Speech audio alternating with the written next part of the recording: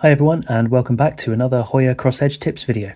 So today I'm going to be talking about something that's not necessarily a specific technique or algorithm that you can expand on, more of a sort of idea that's most useful when you're doing untimed solves in practice, so that you can look out for similar cases when you do your actual solves. And what I'm talking about is influencing other pieces while you're inserting one piece.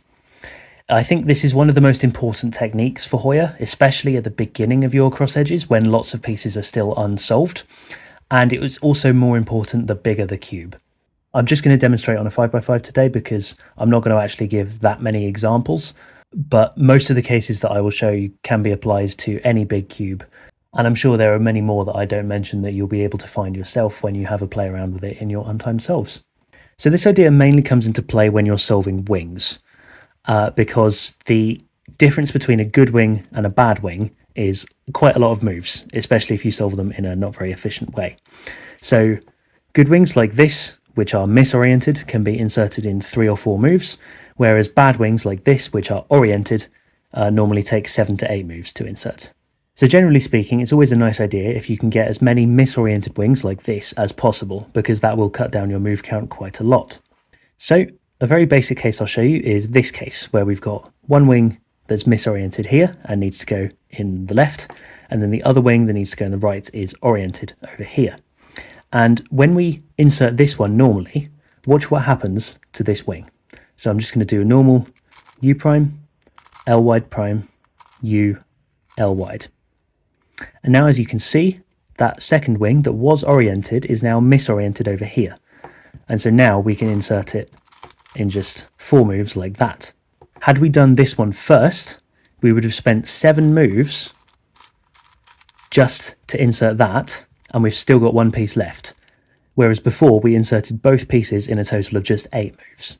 So another example is this, where this time the right wing is misoriented and the left wing is oriented and it needs to go here. So again, similar idea, we can insert this one first because it will flip this one as we do it. Just like that. Now, this is a different case. You can see if we insert this wing first, this good wing, in 4 moves like that, then this piece is not affected. And if we insert this piece first in a lot of moves, then we've still got this piece to do. So that's not ideal either. So what we can do in this situation is insert this piece first, but in a way that flips this. And the way to do that is to, instead of moving this piece to here, instead we want to move it to here. So from this angle, we can do an R slice move like that, and then a U, and then an R prime slice move. And that has flipped this piece, so now it's good, and we can insert it in 3 moves. And I think this can be especially helpful when you're dealing with 2 different cross edges that you haven't yet solved. So let's say you get to this point in your solve, and you're working on your 3rd cross edge, which in this case is green, and our last piece is here. And you can see, you happen to have seen that you've already got 2 pieces of your last cross edge, which is red, solved. And the only other one you can see straight away is here. Now, again, if we were to insert normally, then this is still quite a bad case. If we were to insert it the other way that I just showed you with the slice moves, then that still doesn't work. So what can we do instead? Well, here we can do a sledgehammer. And so what that looks like is we can insert this piece, again, still in 4 moves, but we want to do R wide prime, F, R wide, F prime. And that has flipped this piece. So now we can go straight into it and solve it in very few moves. Another case you might come across, again, we've got our green wing here that needs to go here and it's good. And the other wing, the red wing, is in the back. So again, if we insert like this, it doesn't work. And actually here, if we do a sledge, that also still leaves this oriented. So what we can do instead in this case is insert it with U2, R wide, U2, R wide prime. And that has flipped this, and then we can insert it nicely. This also works when the other piece is here in this back slot instead of here. So again, we can't just do a normal insertion because it still leaves this oriented. So what we can do instead is U2, R wide, U2, R wide prime, and that flips this piece. So now we can insert it like that. So some of these cases only apply when the two wings left unsolved are meant to go in different edges. As we can see with this case, this wing needs to go here, and this wing needs to go here. And if you look at the white side face on, you will see that the unsolved green wing is the right-hand wing, and the unsolved red wing is also the right-hand wing. And what that means is, if this other green wing, if we imagine that was in this position, then it must be in the same orientation as this wing. It can't be in the opposite orientation. So for this case specifically, when you've got two wings in the same slot, if they're in different orientations, then you want to insert one with a sledge and then insert the other just normally. If they're in the same orientation, you can just insert one and then do a D move and insert the other. Also, a case that I showed you just now, where you have this wing that needs to go here and another wing that's oriented in the back, you can do U2 R wide, U2 R wide prime to flip it and then insert it. However, you could also just do U2 and then a 4 mover, which is F2, 3R wide, U2, 3R wide prime. And I think that's faster.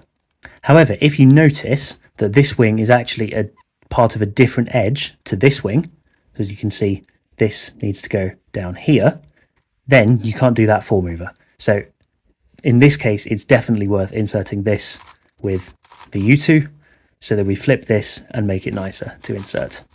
Another use of this technique is in a case like this, where we've got one wing solved, the other wing is here in the front right slot, and the midge is in the U layer and it's misoriented. Now, what we don't want to do here is just insert this midge with M slices. That might seem obvious, but it still leaves this piece untouched.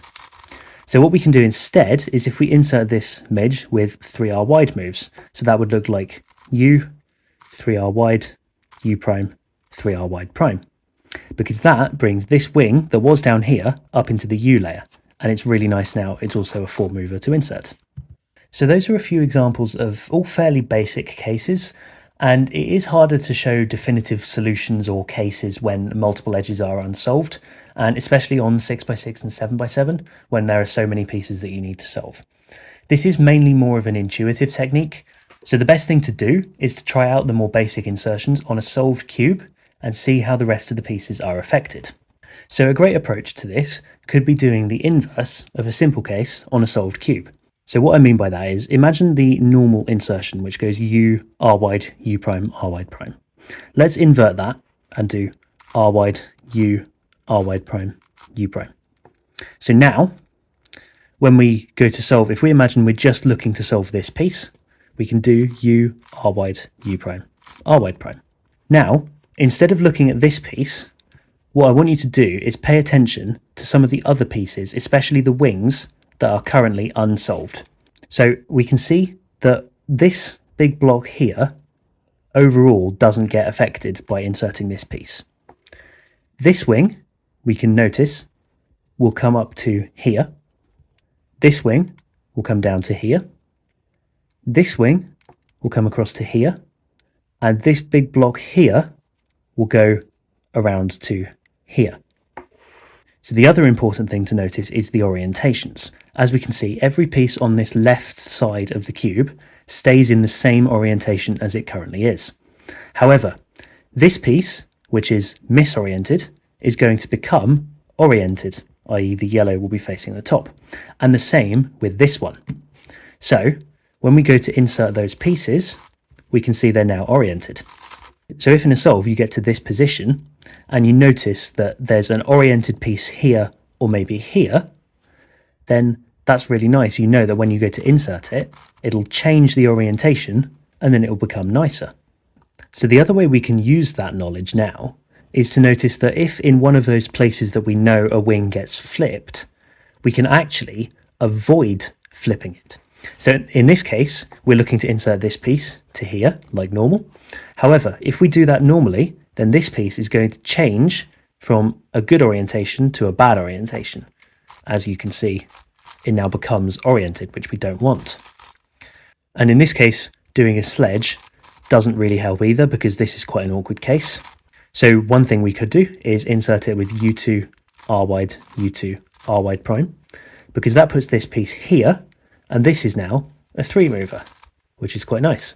The alternative approach would just be to solve this piece first, Because if we bring this piece now to the front, our other wing is here. And we know from before that none of the pieces on this side of the cube are going to change orientation when we insert this.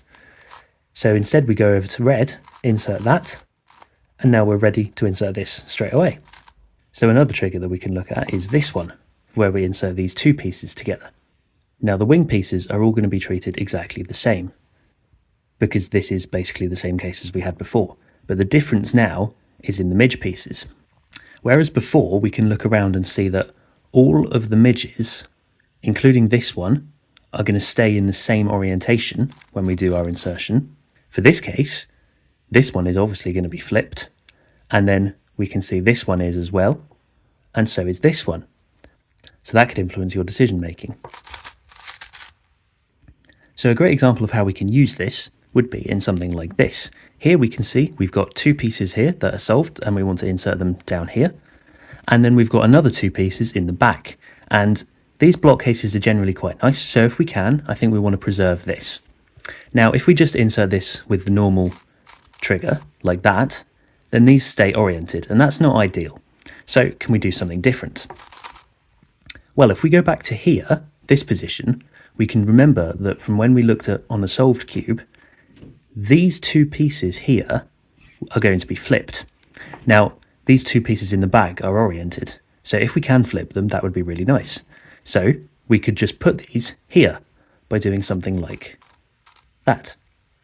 Now, when we insert these, we know that these two are going to be flipped, and that leads us on to a much nicer case, where we can just do that.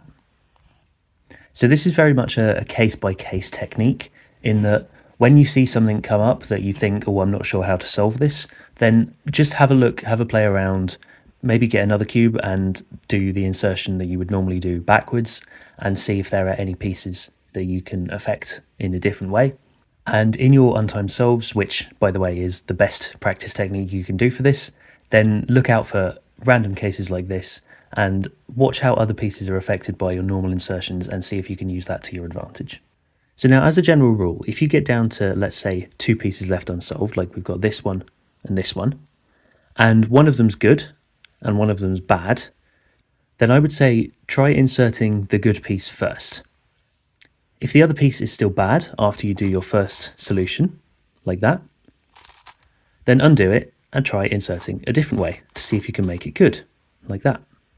I'd recommend doing a few different solutions to this to try and find a way to set up the bad piece in a way that will make it better. And it's worth saying at this point that for this technique to be worth it, then the insertion that you do for the good piece still needs to be pretty much as fast as your default solution. So for example, doing this is obviously the best solution for that, just that piece, but doing something like this is going to be pretty much as fast in the grand scheme of things. Now this is important because if you solve the good piece first, then you're most likely to be able to solve it in about 4 moves, and that's good. And if you can change the bad piece into a good piece, then that also saves you a handful of moves. Whereas if you do the bad piece first, then you're immediately locking yourself into a solution that's 7 to 8 moves long. And even if you do get still a good case at the end, then you've still used a lot more moves than you would have if you'd done the pieces in a different order. So overall, if you can see an easy case, then it is probably best to do that first, because chances are there'll be a way that you'll be able to manipulate your following pieces if they're bad, or preserve them if they're good. This is something that is quite difficult at first, but the more untimed solves you do where you look out for these particular things, then the better you'll become at identifying and working out and recognizing different ways that you can influence other pieces during your cross edges. I also believe that overall this practice will help you improve your look ahead, as it forces you to take into consideration multiple pieces, not just the one or two that you're currently solving. So there you go, I hope that advice helps you, and carry on doing untimed solves and looking out for things like this, and thanks a lot for watching.